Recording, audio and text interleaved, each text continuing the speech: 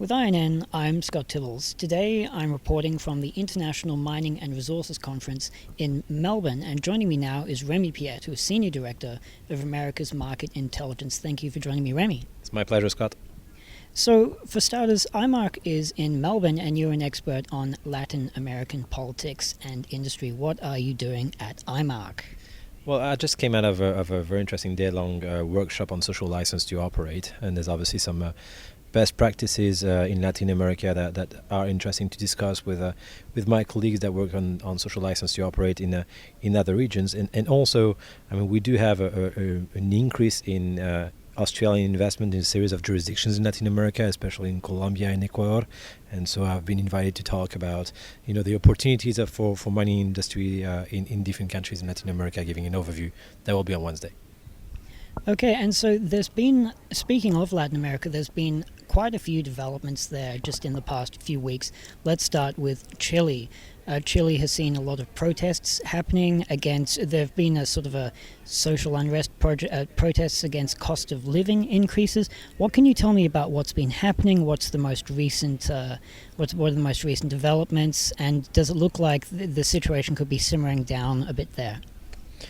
Well, when you look at Chile, Chile has always had good press from the international community and being coined as the success story of Latin America, with a very liberal and structured country, which is to very much extent very much is. But a lot of people have forgotten something that is very important in Chile. It's two things. First of all, the inequality that is very important in the country.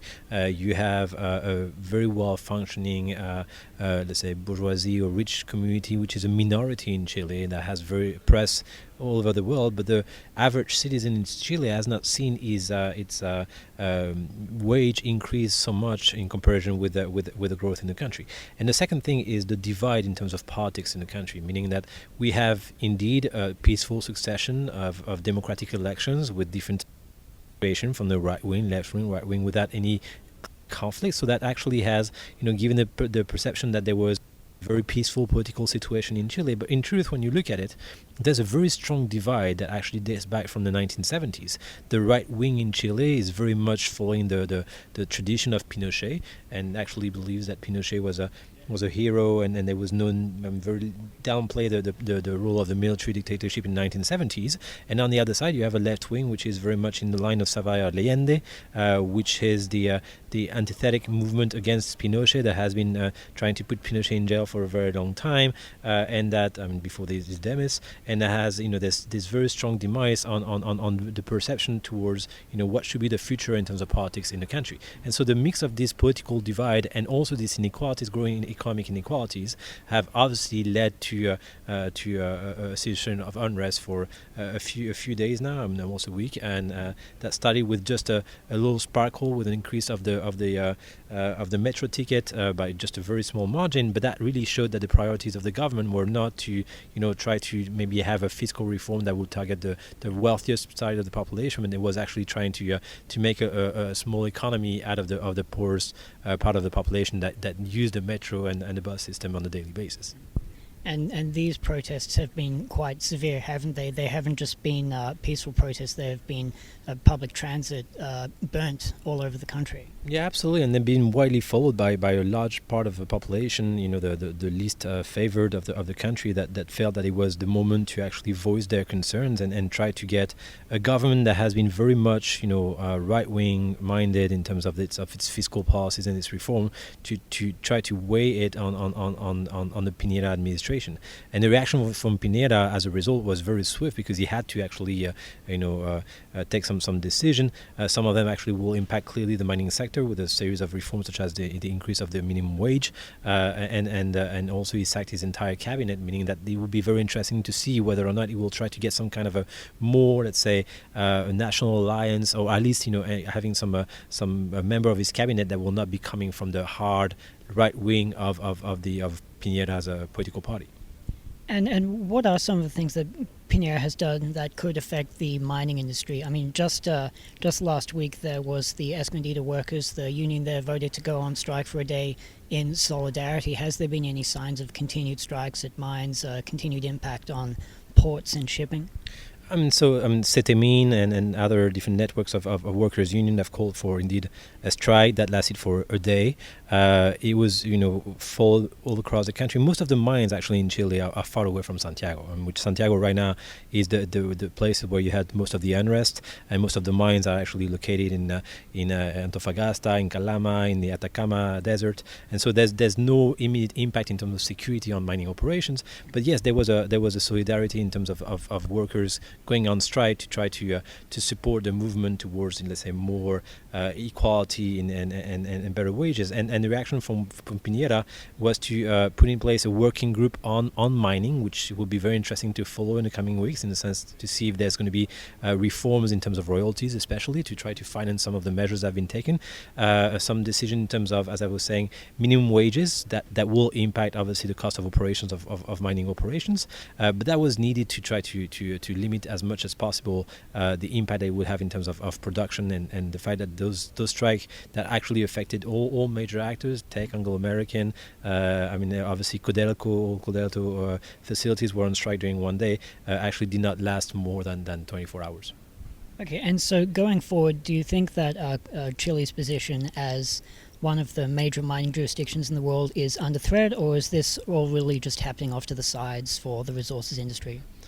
I don't think it's under threat in the sense that there's very strong, variables that are positive in Chile, especially in the capacity to attract financiers, the quality of some of the operations, very good companies operating there. But that was a very interesting reminder in saying that you cannot just take, on a general view that a jurisdiction is favorable. You have to be very much more cautious on both, as I keep saying, the local realities on some of the operation, but also as the underlying forces inside the society that actually can create some elements of risk for a mining operation.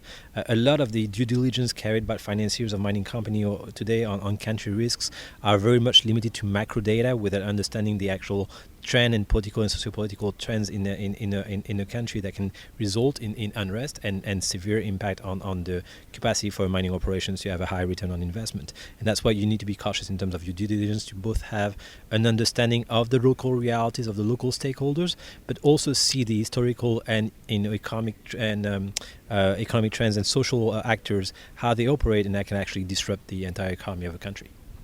Okay, and so moving on to another country which we have talked about just recently. So Bolivia, they have just held an election, and by the looks of it, the incumbent president Evo Morales has been declared the outright winner. But there are quite a lot of people that are unhappy about that. What can you tell me about the situation? Well, you have to go back into how this happened since last Sunday, in the sense that the original results, based on around 80% of the votes, were showing that there should be a second round for the elections, meaning that the gap between Evo Morales and Carlos Mesa was less than 10%, which, according to the constitution of Bolivia, should have led to a second round. And then suddenly, for a couple of hours, the results stopped being published, and you had a swing in terms of an increase of the gap between the two candidates, and Evo Morales, which eventually came out on top by 10.5%, meaning that as a result, he is the de facto winner of the election. Now, what does that mean? Was there some kind of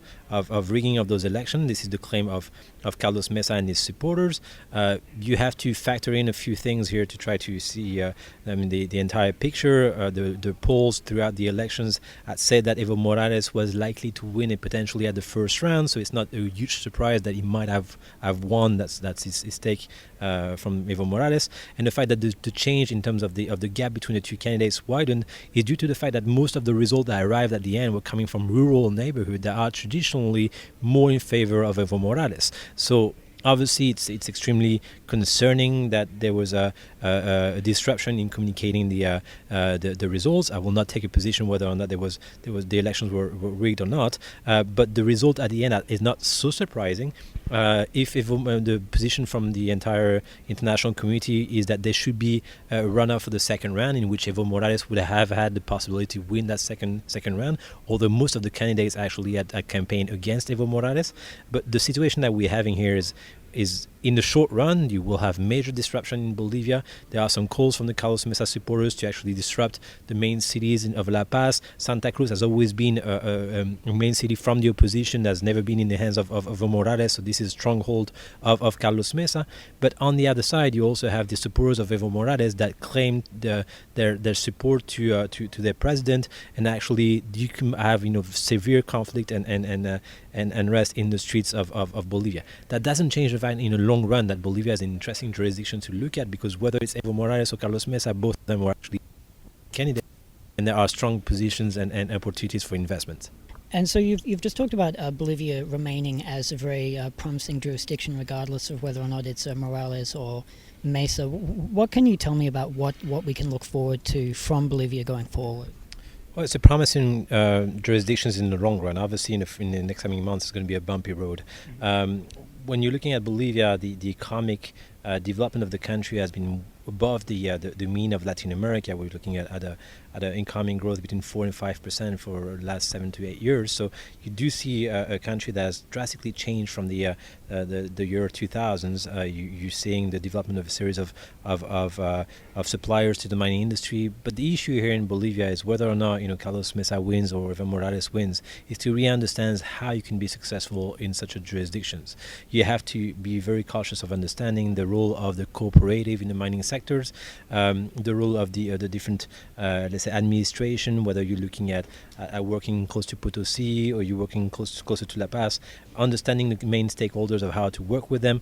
There are some operations that do it fairly well. I mean, First Majestic, Pan American Silver have understood the rules of the game in Bolivia fairly well, but you cannot enter without doing clear due diligence. If you do so, as I keep saying, it's the potential for geological reserves is very high.